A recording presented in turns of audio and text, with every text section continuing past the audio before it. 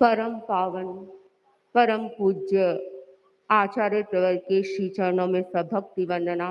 आदरास्पद साधु साध्वीवृंद, समणीवृंद, उपस्थित भाइयों एवं बहनों।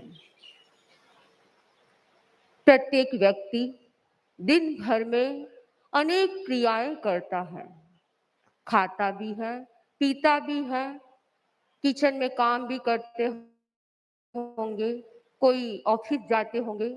न जाने दिन भर में कितनी क्रियाएं होती हैं। उनमें से सबसे अधिक क्रिया कौन सी होती है? उत्तर मिला, सबसे अधिक क्रिया होती है सोचने की क्रिया। आप खाना भी खा रहे हो तो सोचेंगे, आप पानी भी पी रहे हो तो सोचेंगे, आप कोई काम कर रहे हो तो सोचेंगे। यानी हर समय ये क्रिया चालू रहती है। सोचने की क्रिया सबसे अधिक होती है। अमेरिका की रिसर्च बताती है कि एक व्यक्ति एक दिन में सामान्यतया 60,000 विचार करता है, चिंतन करता है। यानी कितनी अधिक ये क्रिया होती है। जीवन यात्रा का एक महत्वपूर्ण घटक तत्व कह सकते हैं कि चिंतन करना, विचार करना। सोचना भी एक कला है।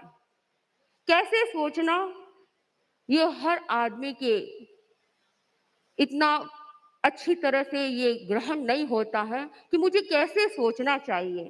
हर व्यक्ति इस कला को नहीं जानता है। जो व्यक्ति इस कला को जान लेता है वही अपना सार्थक और सफल जीवन जी सकता है। चिंतन की दो दृष्टियां होती हैं, एक सकारात्मक दृष्टि और एक नकारात्मक दृष्टि। हमें कौन सी दृष्टि पर ध्यान देना है? यदि हम सफल और सार्थक जीवन जीना चाहते हैं तो हमें सकारात्मक दृष्टि पर ध्यान देना है, क्योंकि निषेधात्मक दृष्टिकोण का परिणाम जीवन में असफलता का उदय होता है। जीवन में यदि हम सफलता चाहते हैं तो हमें अपने दृष्टिकोण को सकारात्मक विधायक बनाना चाहिए। जो व्यक्ति सकारात्मक दृष्टिकोण को अपने जीवन में आत्मसात कर लेता है वह पग पग पर सफलता को भी प्राप्त कर सकता है।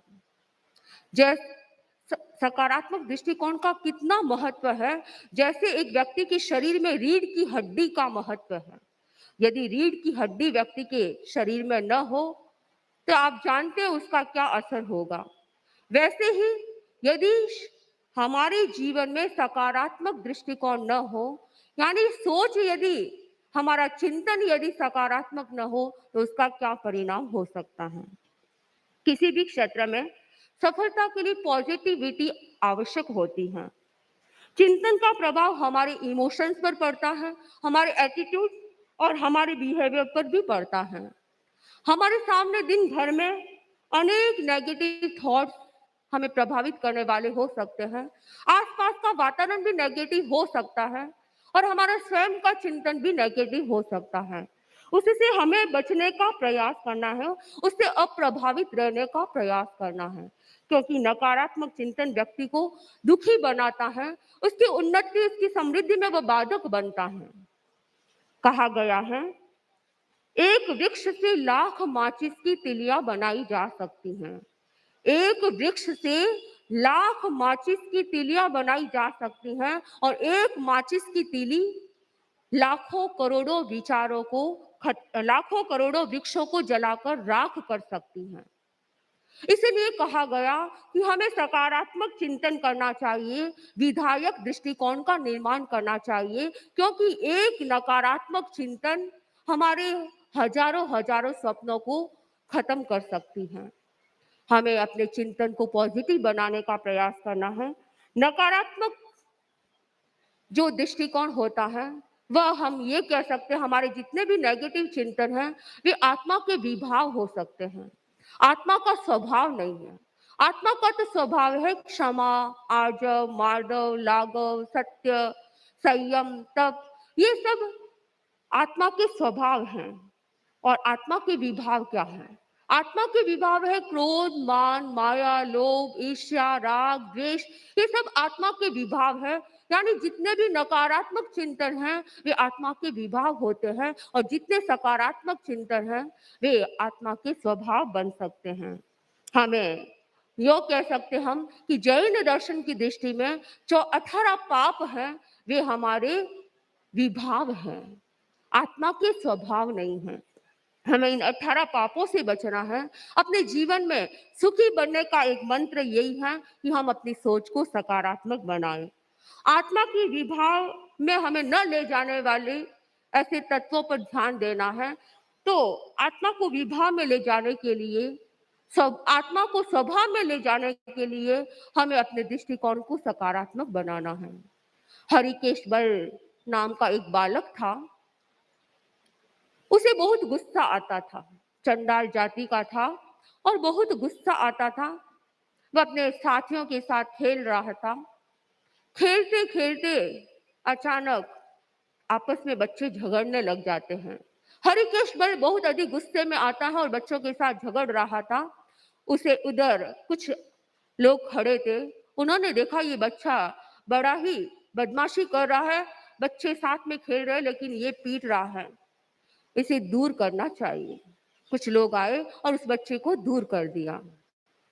हरिकेश बल कुछ दूरी पर जाकर बैठ गया और बच्चों को देख रहा था। बच्चे खेल रहे थे, बच्चे खेल रहे थे और खेलते खेलते अचानक एक सांप की जाति आई, नागराज। बच्चे जब नागराज को देखते हैं तो भागने की कोशिश करते, डर जाते हैं। तो वे भी बच्चे डर रहे थे। उधर जो लोग खड़े थे उन्होंने उस नागराज को मार दिया, पीटा और मार दिया। वह हरिकेश बल देख रहा था कि सांप की जाति आई है और उसे लोगों ने मार डाला है। थोड़े ही समय के बाद पुनः वे बच्चे खेलने लग जाते हैं और एक अलसिए का जीव आता है। वो अलसिए का जीव आराम से चल रहा है, उसे कोई कुछ भी नहीं कर रहा है, उसे कोई नहीं सता रहा है, कोई मार नहीं रहा है, नहीं पीट रहा है। हरिकेश बल देख रहा था कि सांप की जाति आई तो उसे मार दिया गया और अलसिए का जीव आया तो उसे कोई सता नहीं रहा है। इसका क्या कारण है? वह चिंतन करने लगा। चिंतन करते करते करते उसे ही समाधान मिला कि जो व्यक्ति विषैला होता है, क्रोध आदि विष जिसके भीतर में होते हैं, जो बार बार गुस्सा करता है, बार बार अभिमान करता है, बार बार माया छलना करता है, लोभ की वृत्ति जिसके भीतर अधिक होती है, यानी जो विषैला होता है उसे पीटा जाता है, मारा जाता है। सांप की जाति विषैली थी इसलिए उसे मार दिया गया और अलसिया था, वह विषैला नहीं था, निर्विष था, इसलिए उसे कोई नहीं सता रहे थे। उसे एक समाधान मिल गया कि जो व्यक्ति गुस्सा ज्यादा करता है यानी उसके भीतर विष पैदा होता है और उस विष के कारण हर व्यक्ति उससे दूर रहना चाहते हैं। इस क्रोध रूपी विष से हमें दूर रहने का प्रयास करना है ताकि हमें इस दुनिया में कोई भी नहीं सता सकता है, कोई भी पीट नहीं सकता है, कोई मार नहीं सकता है यदि हमने अपने क्रोध का उपशमन कर दिया है। उसे समाधान मिला और कुछ चिंतन की धारा बदली, भाव पवित्र बने, अध्यवसाय पवित्र बने और उन्हें जाति स्मृति ज्ञान हो गया। हरिकेश बल ने अपने ज्ञान के माध्यम से जान लिया पूर्व भाव को और उसने चिंतन की धारा को मोड़ देते हुए अपनी दिशा ही बदल दी, जीवन की दिशा बदल दी। वह संयम जीवन को स्वीकार कर लेता है। हमें यह ध्यान देना है कि जितने भी हमारे चिंतन नेगेटिव होते हैं वो हमें दुखी बनाने वाले होते हैं। यदि हमें सुखी जीवन जीना है, समृद्ध जीवन जीना है तो हमें अपने दृष्टिकोण को सकारात्मक बनाना चाहिए। ऋषभायन एक ग्रंथ है परम पूज्य आचार्य श्री महाप्रज्ञ जी ने, उसमें दीर्घायु के पैरामीटर बताए हैं। 5 दीर्घायु के पैरामीटर है, उसमें एक पैरामीटर बताया है कि व्यक्ति का चिंतन विधेयात्मक होना चाहिए। जो विधायक चिंतन करता है, जो पॉजिटिव थिंकिंग रखता है, वह व्यक्ति अपने जीवन को अच्छा बना सकता है। हमें अपने सम्यक दर्शन को पुष्ट बनाना है तो हमारा चिंतन सकारात्मक होना चाहिए, यथार्थ दृष्टिकोण होना चाहिए। जो व्यक्ति यथार्थ सोच रखता है वह व्यक्ति अपने जीवन में सफलता प्राप्त करता है। कभी कभी जैसा व्यक्ति सोचता है वैसा ही उसके जीवन में घटित हो जाता है। व्यक्ति यदि नेगेटिव सोचता है उसका परिणाम भी नेगेटिव आ जाता है और व्यक्ति यदि सकारात्मक सोचता है तो उसका परिणाम भी सकारात्मक आ जाता है।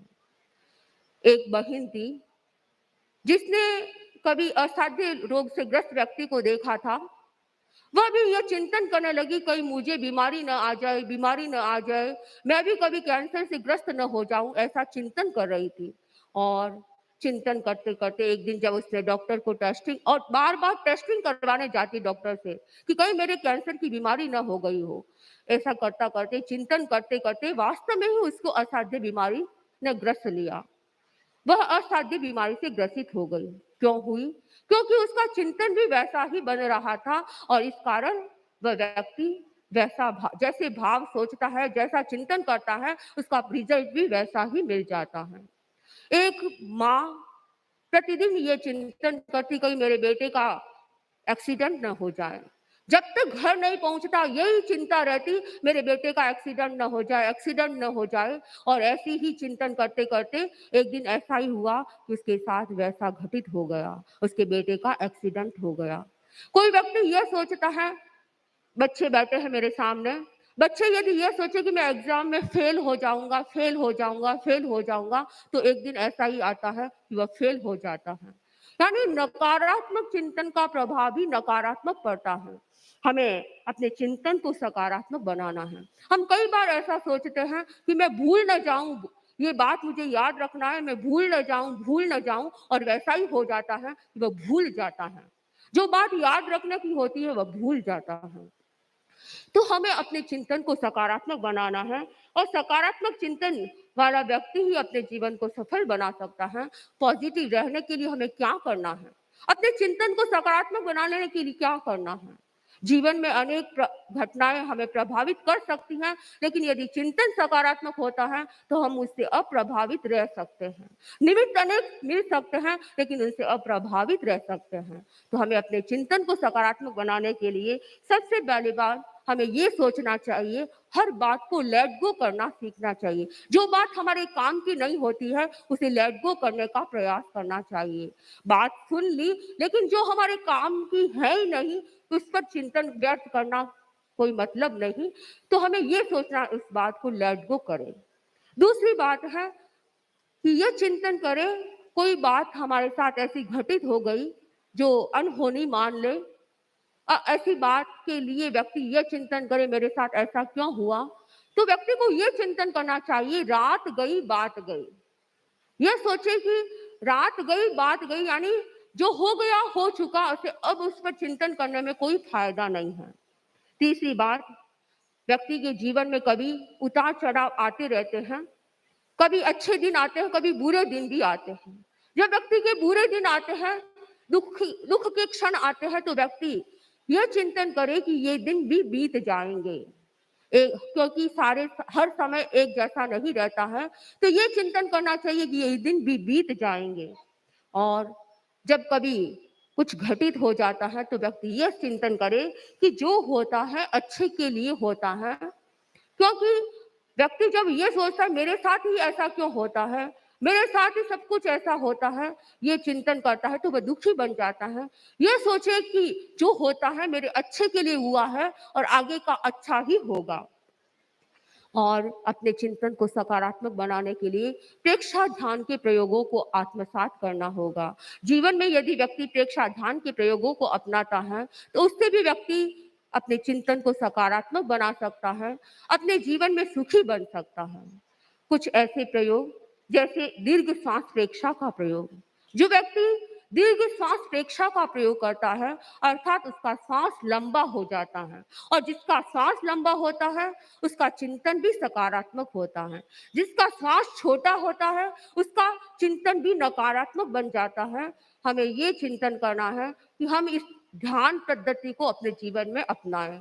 हम श्वास प्रेक्षा का प्रयोग प्रतिदिन करें ताकि हम अपने गुस्से पर कंट्रोल कर सकते हैं, हम अपने कषाय को उपशमन कर सकते हैं। लेकिन प्रतिदिन करने की जरूरत है।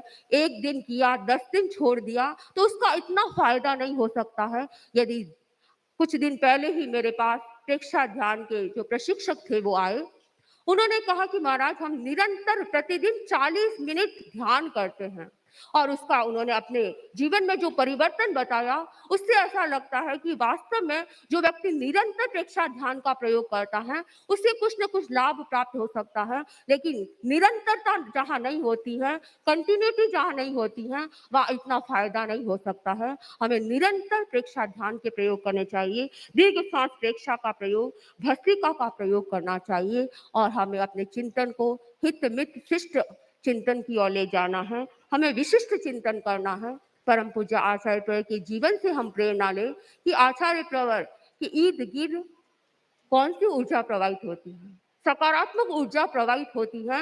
इसी कारण ये जनता उमड़ती है आपके दर्शन के लिए। आपका आभा मंडल पवित्र क्यों है? क्योंकि आपका चिंतन सकारात्मक है। जिसका चिंतन सकारात्मक होता है, उसका आभा मंडल भी पावन पवित्र बन जाता है, एनर्जेटिक बन जाता है। तो हमें भी अपने चिंतन को सकारात्मक बनाना है और अपने आभा मंडल को पवित्र बनाना है। परम पूज्य आचार्य प्रवर का अभी आपने जन्मोत्सव मनाया, पट्टोत्सव मनाया और अब परम पूज्य आचार्य प्रवर का 4 तारीख को क्या आ रहा है? दीक्षा दिवस आ रहा है। कौन सा दीक्षा दिवस? 50वां दीक्षा दिवस आचार्य प्रवर का मनाया जा रहा है। मैं आप लोगों से भी ये कहना चाहूंगी कि आचार्य प्रवर का संयम पर्याय का 50वां वर्ष प्रारंभ हो रहा है। तो इस 50वें वर्ष के प्रारंभ के उपलक्ष्य में आप लोगों को भी अपने जीवन में कुछ ऐसे चिंतन करने हैं, ऐसी जीवन में ऐसी कुछ क्रियाएं आत्मसात करनी है जिससे आपका जीवन और सुंदर बन सकता है। ऐसे नियमों को स्वीकार करना है और मेरा तो ये मन करता है कि परम पूज्य आचार्य प्रवर का जब दीक्षा दिन का शुभारंभ हो, 50वें वर्ष का प्रारंभ हो, उस दिन कुछ सूरत के मुमुक्षु भाई बहन तैयार, वैरागी वैरागन तैयार होकर आचार्य प्रवर के समक्ष उपस्थित हो और यह संकल्प करे कि हम अगले सत्र में ही पारमार्थिक शिक्षण संस्था में प्रवेश करेंगे, आचार्य प्रवर से मुमुक्षु रूप में स्वीकृति प्राप्त करें। तो यह 50वां वर्ष मनाना हम सबके लिए सार्थक हो सकता है। आचार्य प्रवर के संयम पर्याय के 50 वर्ष हम सबके लिए प्रेरणा है और हम अपने जीवन को और अधिक निर्मल पावन बनाने का प्रयास करें। इन्हीं भावों के साथ ओम अरहं।